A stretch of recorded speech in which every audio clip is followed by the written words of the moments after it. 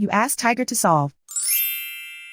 This deals with linear equations with one unknown.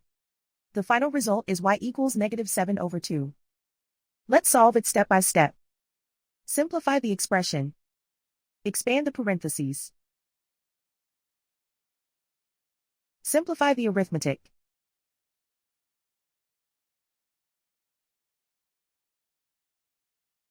Group all constants on the right side of the equation. Add 7 to both sides. Simplify the arithmetic.